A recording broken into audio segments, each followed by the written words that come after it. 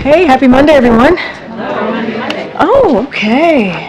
I just have two things at the top before I turn it over to our National Security Advisor, Jake Sullivan. So I would like to share some encouraging news about the results of this administration's efforts to make communities safer from the epidemic of gun violence. For too long, the illegal trafficking of guns violence made even the communities with the toughest gun laws vulnerable to high levels of gun violence. But thanks to key provisions included in the Bipartisan Safer Communities Act, which represents the most significant gun safety legislation in 30 years, the Department of Justice has prosecuted over 250 people for illegal gun purchases and firearms trafficking. This means fewer guns are making it into the hands of criminals and other dangerous individuals, and ultimately making our communities safer. Additionally, the Bipartisan Safer Communities Act created stronger penalty provisions, signaling to potential offenders that they should think again. In addition to the work the Justice Department is doing, the Bipartisan Safer Communities Act also strengthens background checks and provides hundreds of millions of dollars for states to implement red flag laws. And we are encouraged to see states take advantage of that funding, with 21 states having implemented their own red flag laws, including most recently in Minnesota and in Michigan. But know that even more can and must be done. Unlike congressional Republicans, President Biden has taken action to fund the police with billions in his budget every year he's been in office, and billions through the American Rescue Plan, so federal, state, and local governments can hire more officers and have the tools they need to fight gun violence and other crime. His commitment to keeping communities safe is also why he fought against the Republican default on America Act's proposed cuts that would defund the police and make our communities less safe. Congress must do its part and act now to help protect people from gun violence by establishing universal background checks, passing a national red flag law, banning assault weapons, investing in proven solutions, and much more. In the meantime, President Biden and this administration will continue to use every tool at our disposal to keep communities safe. This weekend, during COP28, the Biden-Harris administration announced the Environmental Protection Agency's final standards to sharply reduce methane emissions from oil and gas operations. This rule advances the president's historic climate agenda, will prevent 1.5 billion metric tons of greenhouse gas emissions, and deliver billions of dollars in health and economic benefits. Under the president's leadership, the U.S. is turbocharging the speed and scale of climate action, both at home and abroad, including our collective efforts to tackle super pollutants like methane. Sharp cuts in methane emissions are among the most critical actions the United States can take in the short term to slow the rate of climate change. President Biden also led and delivered the most ambitious climate agenda ever, and the president will continue to treat climate change as the existential threat that it is. Now, as you all know, as I just mentioned at the top, and you can see for yourself, National Security Advisor Jake Sullivan is here with us. Jake is here to discuss the latest on Israel and other foreign policy news of the day, including, as you all saw this morning, OMB Director Shalanda Young's letter to congressional leadership regarding the need for urgent action to support Ukraine's defense. And with that, Jake, the podium is yours. Thank you, Karine, and thanks, everybody. I'll just make a few opening comments, and then I'd be happy to take your questions.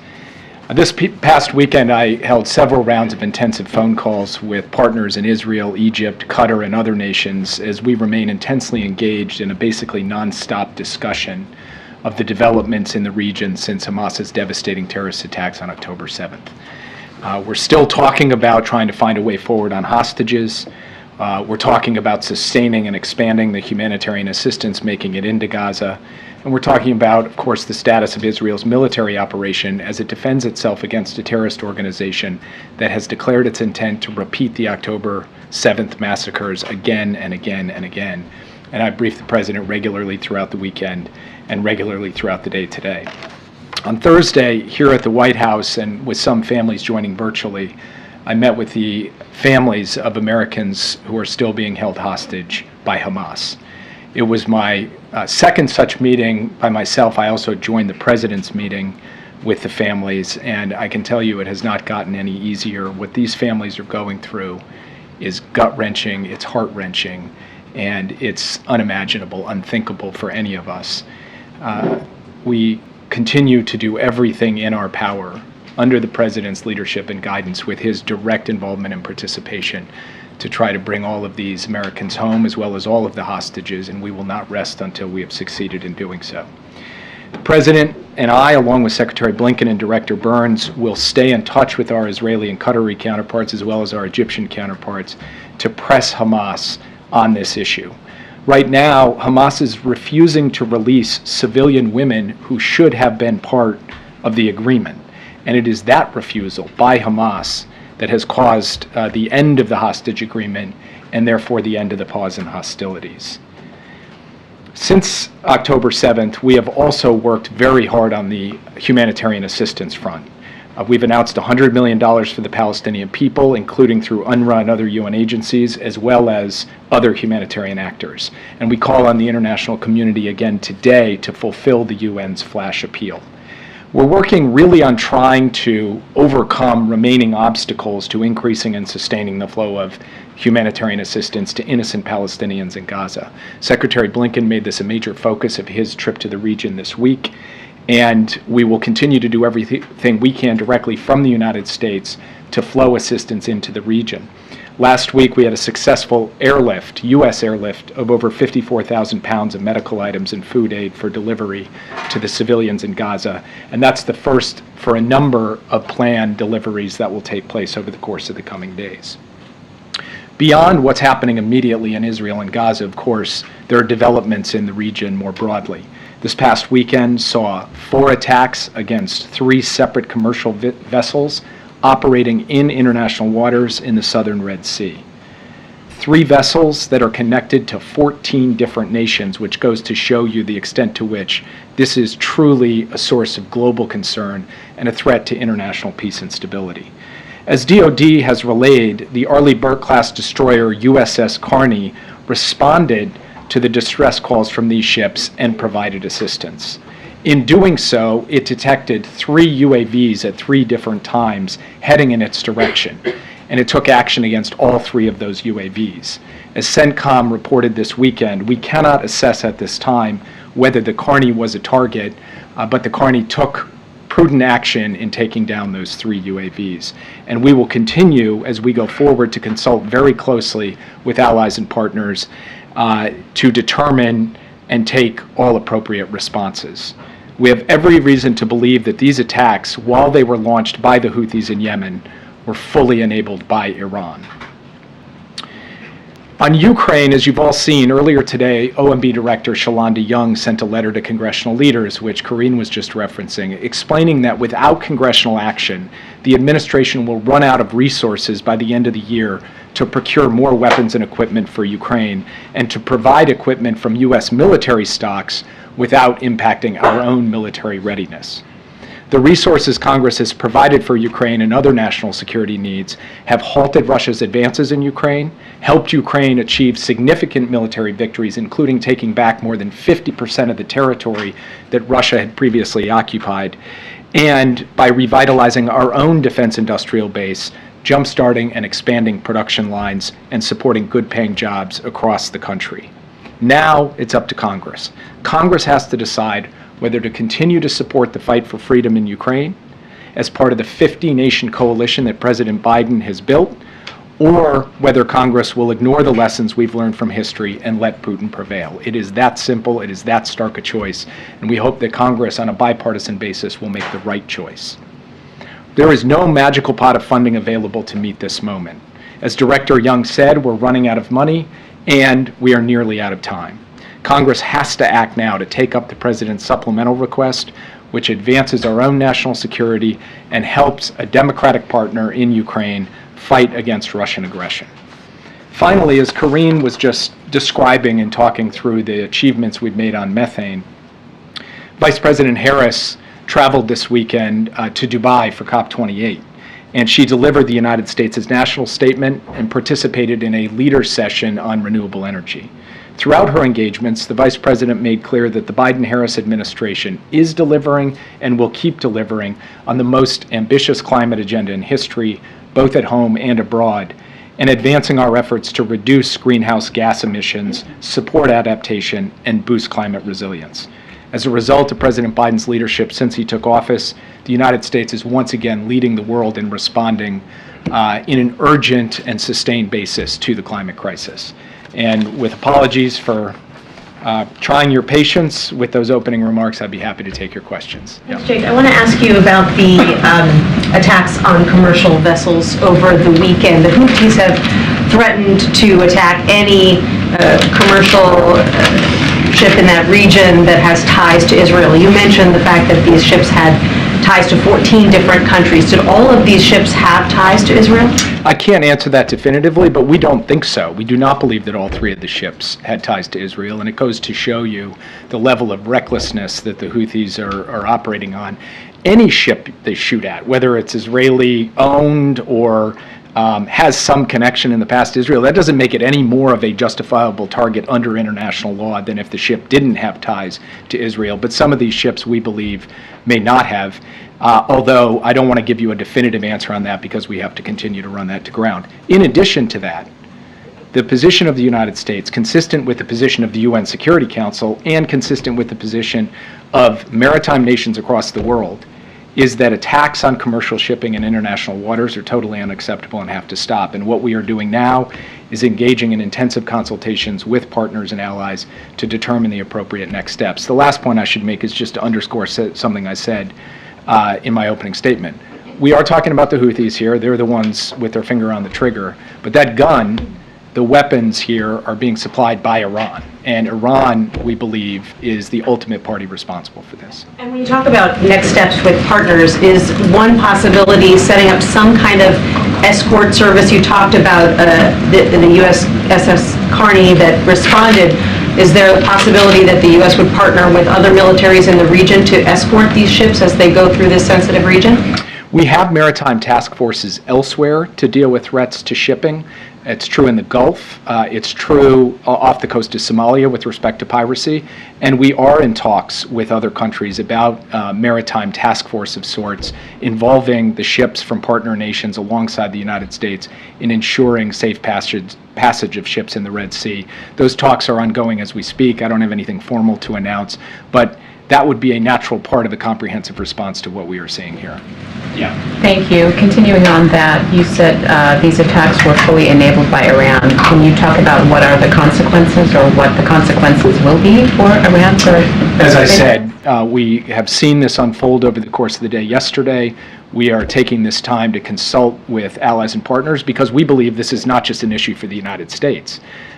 These ships were not U.S. commercial ships. They were from a variety of nations. This is an issue for the entire world, for every country that relies upon maritime commerce to sustain their economy. And by the way, that is every country. And that's why you saw the statement come out of the UN Security Council at the end of last week. So we will take the time to do the appropriate consultation, build a response that involves as much buy-in from as many countries as possible, and then we'll have more to report once we've done those consultations. Yeah. But so far, retaliatory efforts from the U.S. to these kinds of strikes clearly have not been working. I mean, how concerning is that? We've heard the administration over and over again warn those who want to take advantage of this situation, don't. Those messages aren't landing clearly. Well, I'd say a couple things. First, we have taken a number of steps, including the movement of carriers, air wings, and others, to keep this war that is being waged now between Israel and Hamas in Gaza from spilling out into a broader conflict, a full-on regional conflagration, which many people in this room were warning about or concerned about when things happened, when this all kicked off on October 7th.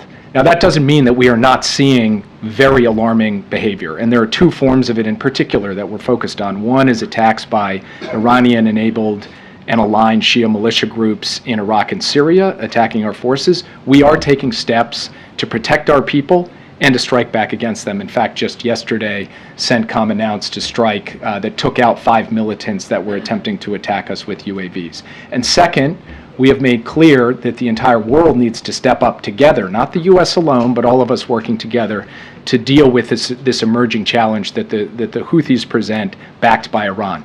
We are going to take appropriate action in consultation with others, and we will do so at a time and place of our choosing. Yeah. Are you saying, oh, go ahead. Just one other question on this next phase of fighting in Gaza. The administration, you have said that you feel that the Israelis have been receptive to your message to do more to try and limit civilian casualties. You know, they are urging people to move to supposedly safer areas. We're seeing these maps and leaflets that they are sending out. But, you know, it's not clear that those warnings are actually reaching people, given the level of destruction, given communication issues. You know, are you satisfied that this is enough? Are the Israelis doing enough to make sure that people get these messages to limit civilian casualties? And can you really be more targeted in a situation where you have so many people now trying to squeeze into such a small area? Well, first, the pause ended on Friday. It's Monday, and over the course of the weekend, we've seen basically 48 to 72 hours of activity. So it's too soon for me to sit here and tell you that I'm going to pass some comprehensive judgment. What I'm going to do instead is what I did earlier today. I'm going to talk to my Israeli counterparts about what they are doing to target Hamas and what they are doing to try to protect civilians. Now, as you noted, they have actually taken the quite unusual step for a modern military and identified precisely the area that they intend to have ground maneuver. And they have asked the people in that area to move out. Now, combined with that, we are working very hard to ensure a sustained flow of humanitarian assistance in through the Rafah border crossing so that as people leave these areas, there is food, water, medicine, shelter for them to be able to avail themselves of. But it's a dynamic situation, and we will keep watching and keep measuring day by day and stay in persistent contact with the Israelis as we reinforce the basic point. They have every right to go after the Hamas terrorists who committed this brutal massacre on October 7th and who continue to fire rockets just in the last hours at civilian areas in Israel. But they also have a responsibility to try to protect civilians. These are the kinds of steps that we have asked them to undertake. These are the conversations we're having day in, day out, and I'll keep coming back to this podium to report on those developments as we go, but I'm not going to sit here on Monday and pass some kind of comprehensive judgment. Yeah. Do you, I want to ask a question about Ukraine. Are you saying that any member of Congress who votes against aid to Ukraine is voting for Putin? I believe that any member of Congress who does not support funding for Ukraine is voting for an outcome that will make it easier for Putin to prevail. That is, a vote against supporting Ukraine is a vote to improve Putin's strategic position. That's just an inescapable reality. That's not speaking to someone's motive, why they chose to vote against it. That's just speaking to the outcome of their vote.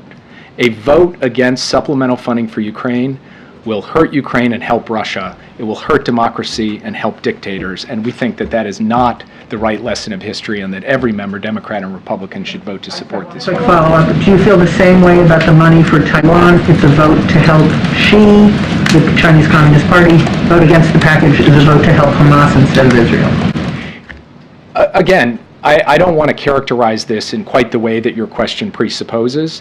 Our view is that every dollar that is in this package is meant to enhance the national security of the United States and the peace and stability in vital parts of the world. That's why we want people to vote for it. Not voting for it, in our view, for the package in its totality, we believe is a vote against what is necessary to secure America's national security objectives going forward. Thanks, Jake. You mentioned earlier that Israel has told Palestinians where they could go and where they are going to be bombing or attacking. But some of the areas that they have gone where they were told they would be safe are also coming under fire. What are Palestinians to do? And do you think this is in line with the law of war? So, just to take a step back, what Israel has done is it said, this is the area where we are going to conduct ground maneuver. Please, everybody move out of this area so that you're not going to be caught in the crossfire.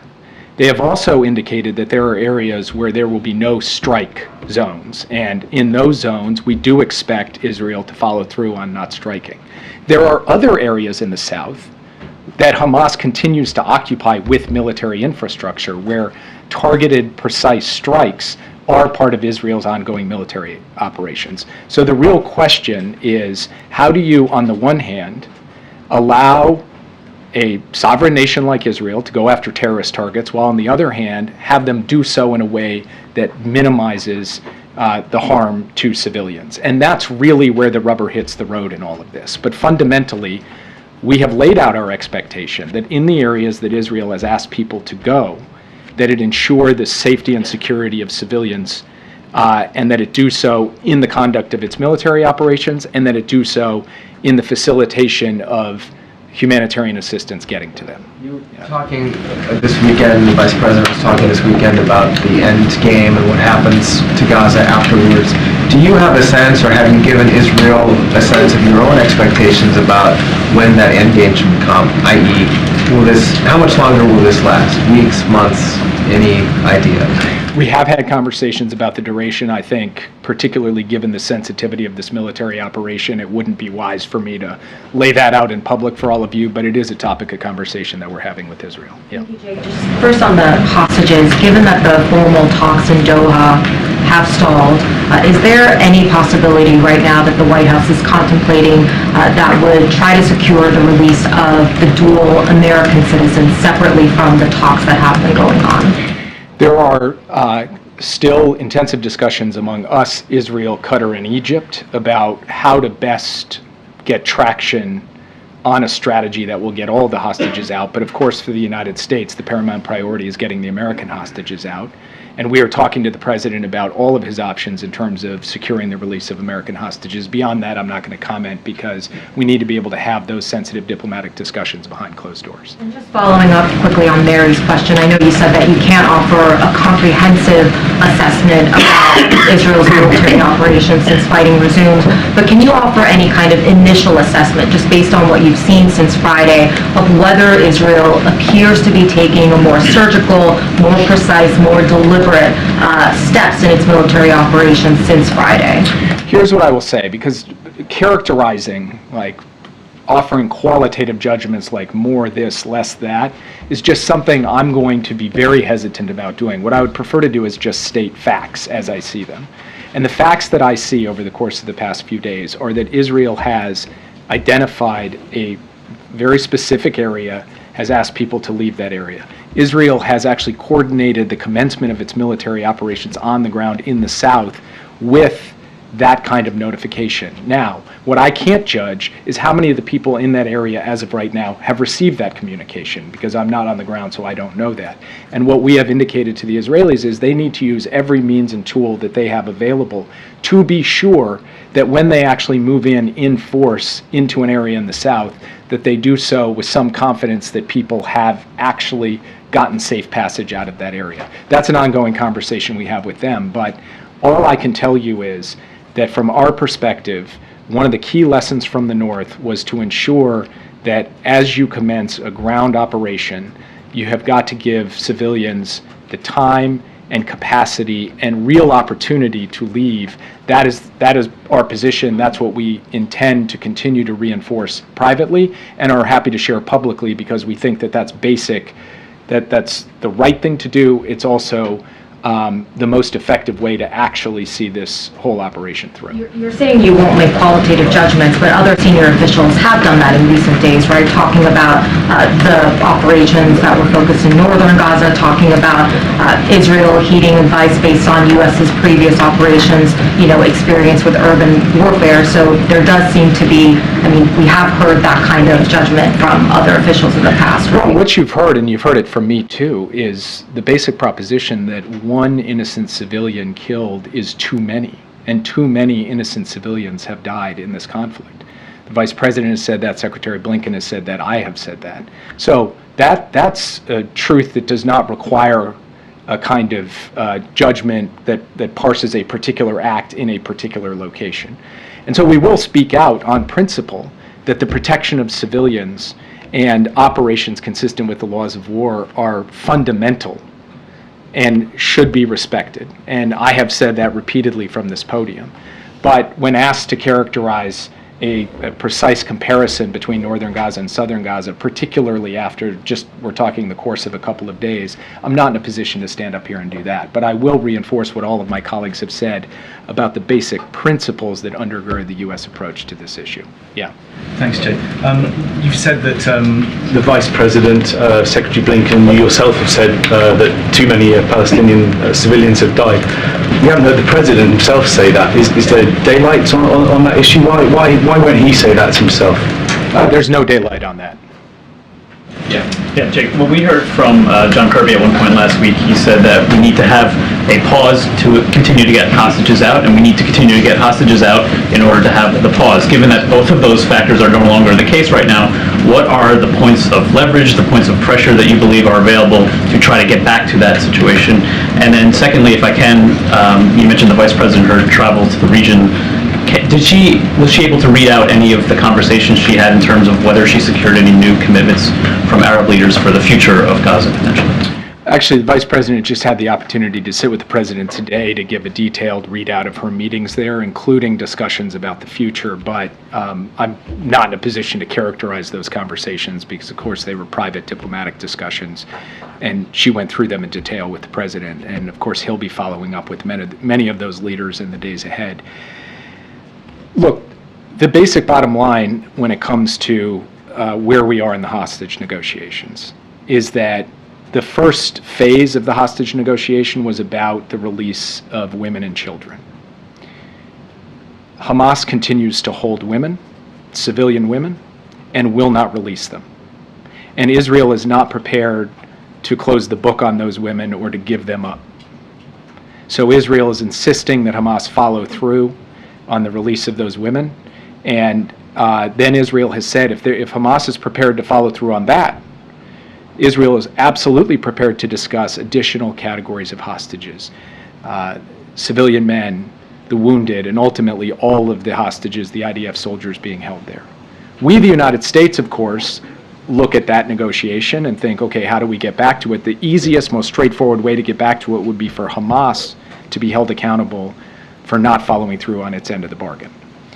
But then we also have to think about how we get all of our American hostages out, and we are giving thought to that as well. And, you know, handicapping forms of leverage or precise strategies for how we go about that is something I will refrain from doing. I will just say that we are thinking through, both in concert with Israel and then just as a country with our own citizens being held, what tools we have at our disposal to be able to get them out. And quickly on the Vice President's trip, obviously Phil Gordon stayed behind, is having meetings in Israel. Was there any consideration for the Vice President traveling to Israel as part of her trip? And if so, why did she decide not to?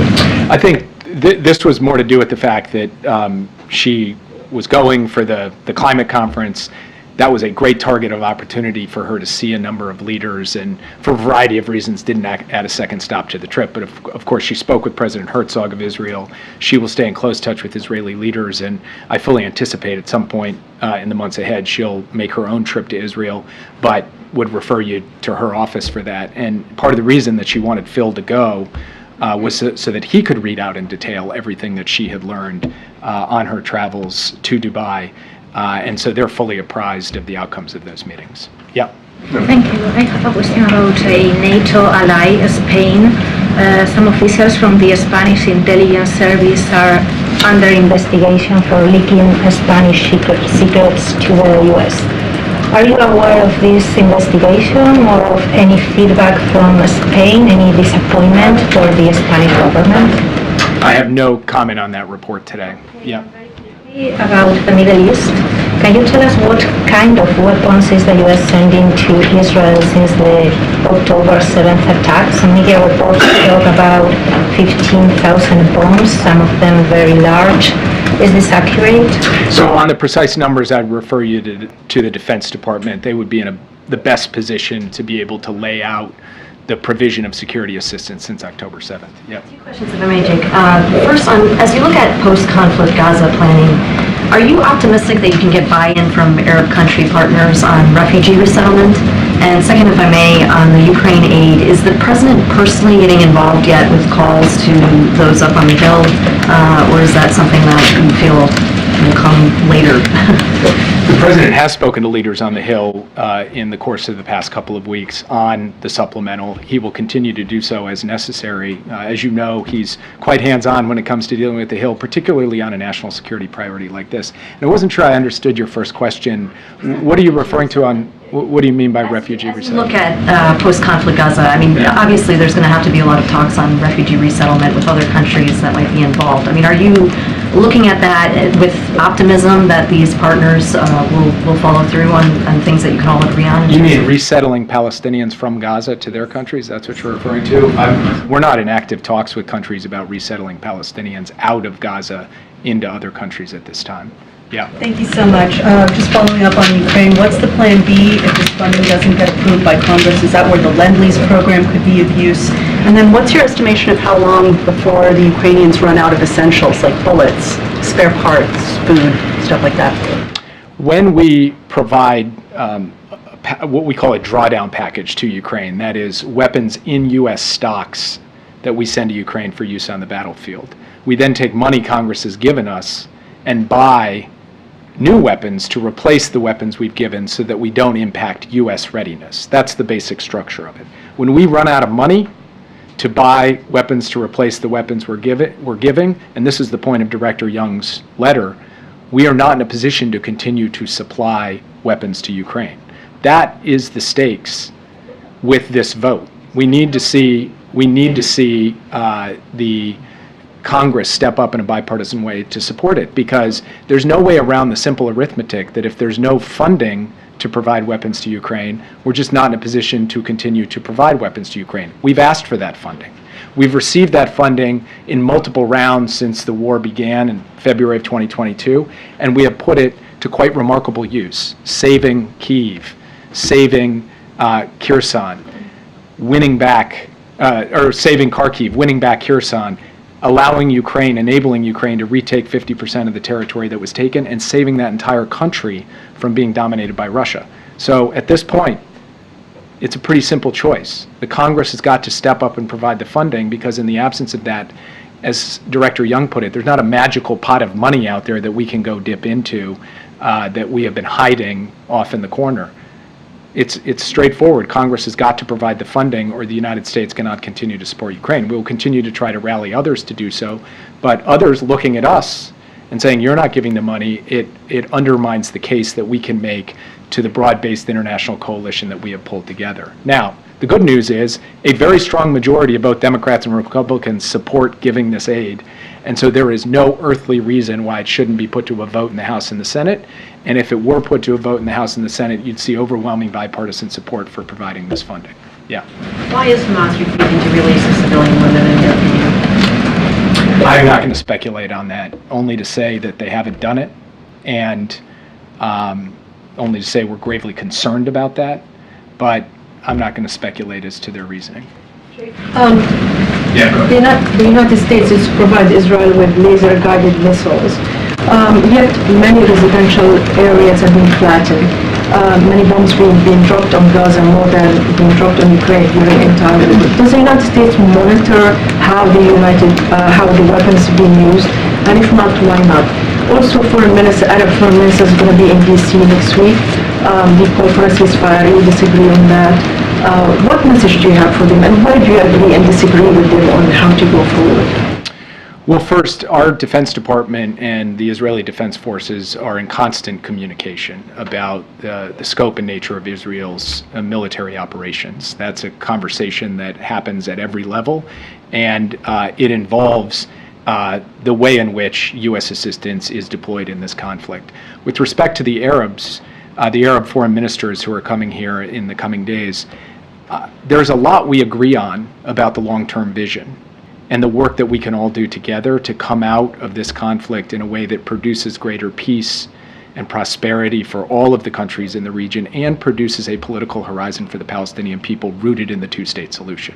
And we look forward to talking to them about that. We do have a difference of view about a ceasefire, because we believe that Israel has the right to continue to go after a terrorist organization that is not only continuing to threaten Israel, but is holding hostages, including American hostages, and saying that Israel has no right to conduct military operations against that terrorist group is inconsistent with our view of what is appropriate. But we'll have that debate, as we have before, in the course of that conversation. I think Karine is going to kick me out of here, so I'll take one more. I just have two quick questions. One, has any aid been able to get into Gaza since Friday? I know when Kirby was here, or he did a gaggle Friday and said aid hadn't been able to get in.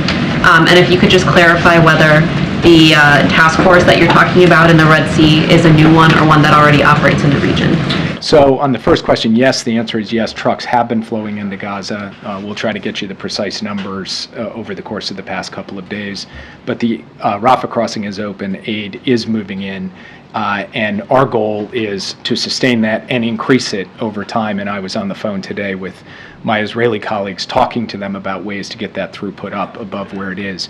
And in terms of the task force, as I said before, we have other task forces that deal with issues relative to maritime security. What the precise structure would be, I will defer to the consultations that are taking place, only to say that at a broad level, the idea that we would work with other countries and their naval vessels to try to provide a greater level of security through the Red Sea, that's something that we're actively discussing with our colleagues. So I'll leave it at that. Thank you, guys. Are all the American hostages alive, Jake, do you know? Are all of them? Thanks, Jake. All right. Let's see how we do. Darlene, it's good to see you. Haven't seen you in a while. Yes, thank you. Two quick questions. What is the reaction here to the collapse of the border talks over the weekend? You know, that is supposed to unlock money for Ukraine. You're getting to the end of the road on Ukraine, so what is the view here on what happened over the weekend with the breakdown in those talks? So look, we've been pretty consistent and are not going to get into the hypotheticals or specifics of the conversations happening in Congress. We're going to let congressional members, senators have those conversations. I can say that as we've done with many when legislation is discussed, as we've done with many other components of, or other times that legislation comes to like a debate, we offer technical assistance, and certainly we offer any advice that may be needed from us, but I'm just not going to get into hypotheticals from here. You saw the letter from, as it relates to our national security, you saw the letter from our OMB Director, Shalonda Young. You heard from Jake Sullivan just moments ago about how important it is to get the supplemental done. It is important to our national security, and so we're going to be really clear about that and continue to speak pretty steadfast and let Congress know the time is now to get this done. And then one follow on Israel-Hamas. The General Secretary of the International Federation of Journalists told the AP in an interview today that journalists or media workers are killed. One is killed every day on average in the war, making it a conflict beyond compared to any other. At least 60 journalists have been killed since October 7th, most of them Palestinians. So my question is as the U.S. urges Israel to minimize the deaths of Palestinian civilians, is there a similar emphasis that's placed on sparing journalists from being caught in the crossfire? I mean, I just want to be clear, I haven't seen this interview, so I want to be really clear about that, but obviously making sure that journalists who are really important on the ground and reporting on what's happening on the ground and making sure that they're protected and able to do that is critical. It's important. And that is that we've been pretty consistent here about protecting and making sure that journalists are able to do what they're are able to gather the facts, report the facts, and do that in a way that they're not threatened or they're not put in danger. Obviously, they are in a dangerous situation, but obviously that is a concern for us. We're certainly monitoring that, having those conversations, but I did not see this interview, so I want to be really, really clear about that. But we want to make sure that journalists are protected. What they're doing on the ground is critical. It's important in hearing directly from them on what they're seeing. Thank you. Karine, does the White House believe that additional election monitors are necessary in swing states across the country? So I want to be careful because we're talking about upcoming elections, obviously. I'm assuming you're referring to 2024 and what we're going to be potentially seeing. So I'm going to have to refer you to the campaign. Obviously, for us, and we've taken actions on the federal level on making sure voting is accessible, and have taken the president signed an executive action very early on what we can do on the federal level to make sure that voting is a lot easier for folks and they have access and they're educated on what's available to them. But I want to be really careful, certainly, on talking about anything that's related to 2024. I know, and I just want to challenge you a little bit on that, because it's not, I'm not asking for a reaction, at least not directly, to the person who brought this up. I'm asking broadly about whether or not the infrastructure is sufficient and whether the White House believes it needs additional backup. I will say this, we believe that voting should be made easier for Americans. We've been very clear about that. It should not be, there should not be put in a place or in a situation where their right to vote is there's an obstacle in any way. And so, look, every state deals with that differently. Every state has their own kind of process. So certainly not going to preempt that and talk about what states are doing or what that may look like for any of these battleground states that certainly are going to be focused on by all of you next year. I just want to be super, super careful on how I speak to anything that's related to 2024. So I'm just being incredibly mindful here. Just on the funding for Ukraine and Israel, given that the impasse right now seems to be over border issues, can you speak a little bit about what the White House is and isn't willing to support on that issue specifically? I'm just not going to negotiate from here, not going to get into any policy specifics or provisions or whatever is being discussed as it relates to that in the Senate. I'm just going to let them have those conversations. I'm just not going to lay out what we will accept or not accept. I'm just going to let them deal with the process on the other side of Pennsylvania. Back on the supplemental and this letter from the OMB director, Speaker Johnson is responding, saying that the administration still failed to address their concerns about a lack of a clear strategy in Ukraine, saying there hasn't been a plan for adequately ensuring accountability. Just your response to the Speaker, and also can you sort of describe the outreach that's going on right now between the White House and members of Congress just to try and shore up support on the Hill for this?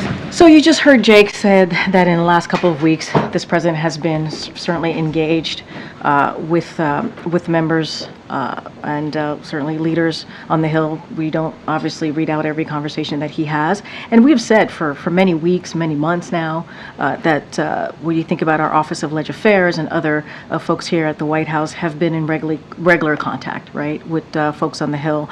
I'm always very careful on not predicting either congressional votes or either policies or getting into negotiations from here. I think the Director Young's letter today was really clear, was very specific on the importance of this letter, of this funding for Ukraine, why it's important. I think when Jake Sullivan was here, he talked about what we've seen in the past almost 2 years in Ukraine and what's been able to happen, how Ukraine has been able to really fight for their freedom. What we thought, the first couple days into the war, we thought Kyiv was going to be taken right away, and they've been able to protect more than 50% of their land, as Jake stated very clearly here. And so I think it's important when you think about Putin, you think about tyranny, you think about what they're fighting against, tyranny, terrorism, a dictator, right? All of those things. We think about both Israel and Ukraine, and that is important. That is important that our leadership continue in helping Ukraine fight for their freedom. And last year around this time, President Zelensky came to Washington. Is there any consideration for him to maybe pay another visit to make the case to Congress for this continued funding? I would refer you to Zelensky and his team. It's not something that I can speak from here. I don't have anything to read out. Like to see. I don't have anything that I can read out. Obviously, we are in regular communication with President Zelensky and his team, as we have been for almost 2 years now. I just don't have anything, more than 2 years actually, since before the war. I just don't have anything to share at this time. Thank you, Karine. In 2021, President Biden called Georgia's election law changes new Jim Crow laws that were antithetical to who we are. They imposed voter identification requirements, limited use of drop boxes, and gave state officials more power over local elections. And then in 2022, Georgia did have record turnout, but you had argued from the podium that there was voter suppression. Does the White House still believe that that was true? I don't have anything else to add from what I stated last time. So, does the Florida party then, effectively canceling the Democratic primary, also constitute voter suppression? I can't speak to that. Why not? You have to speak to the campaign or the DNC. Does the White House have any thoughts on I can't. those voters being? I can't speak to that. Is it because of the Hatch Act, or? You're talking about 2024 election, you're talking about a primary, I'm just not going to speak to that from here. Okay, and then can I get the White House's response to Congresswoman Jayapal's comments over the weekend? In her interview, she said sexual violence should be condemned, but that we have to be balanced in our condemnation. Was that an appropriate comment? So we've been very, very clear. You heard a little bit from Jake Sullivan about this. I can only speak for the president. That's who I can speak for, and we've been clear. What Hamas did is absolutely reprehensible, and full stop. We're going to continue to be clear about that. And when you think about, rape and the use of rape as being used as a weapon, that is also reprehensible, and that's full stop. And I'll just leave it there. And I'm speaking for the President of the United States. So I think I've been very clear on that. Any comment, though, for Congresswoman Jayapal? I just commented on it. I just laid out what we believe is unacceptable. Thanks, Karine. I know you said you don't want to negotiate from the podium, but I want to ask you about some reporting we had this weekend about the border talks linking to Ukraine funding on Capitol Hill. One of the factors we're told that has made this so difficult for the Democratic negotiators is the view of Republicans that, as part of the negotiations, that the White House is, in their words, so desperate for this Ukraine funding that they are willing to accept positions on asylum, for instance, that they otherwise would not have put on the table at this point. I'm wondering if you can respond to that characterization that the White House is so desperate for this Ukraine aid that it's considering the immigration changes that would not necessarily pass muster with other Democrats. I mean, let's be really clear. It's not desperation making sure that we continue to support Ukraine in their fight against tyranny.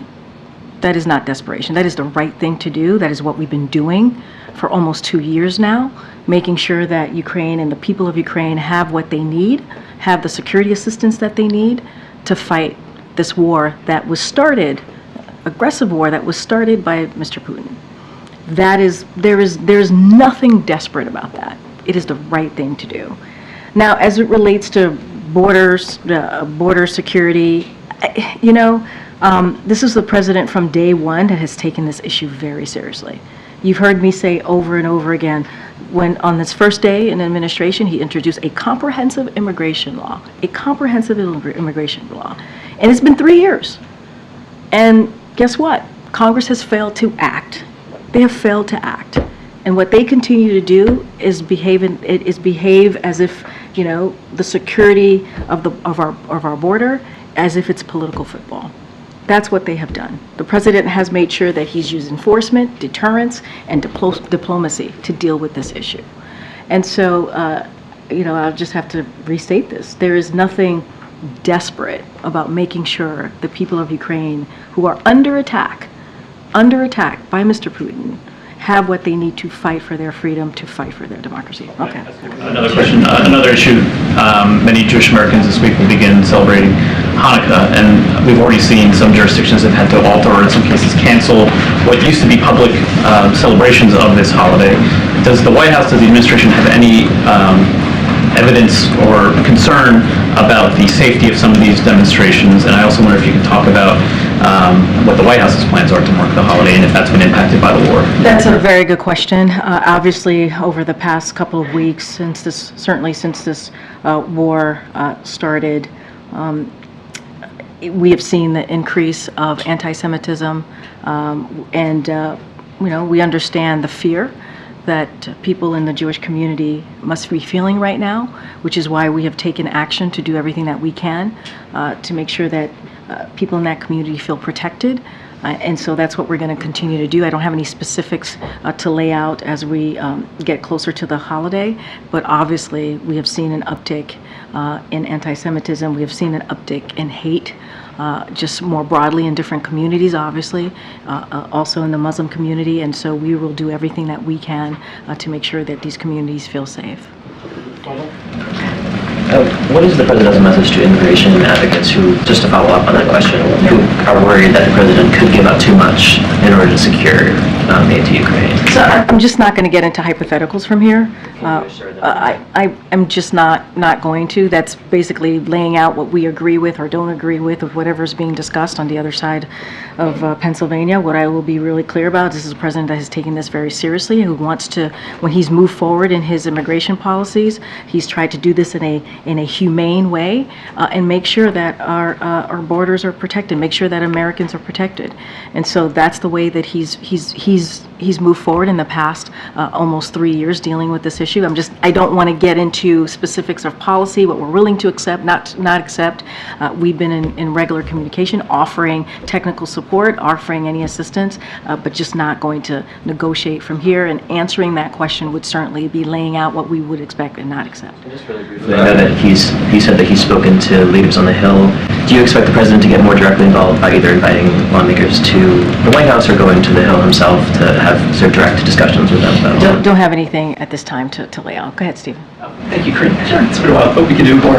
I've got one. Just take it one step too far, my friend. Just ask your question. I've got a question about domestic surveillance and then one about online censorship. On domestic surveillance, Section 702 of FISA is expiring this month. And against this debate, Senator Wyden just this past month released a letter saying that the White House is secretly funding a domestic call record dragnet administered by AT&T. Apparently, according to Wired, the White House halted funding for this program in 2021 and resumed it last year. And I was wondering what you could tell us about this program and the reason that it was paused and then resumed by the White House. Would have to check with the team. I don't have anything specific to tell you about 702. That's what you're asking me about? I just don't have anything to share on that particular question.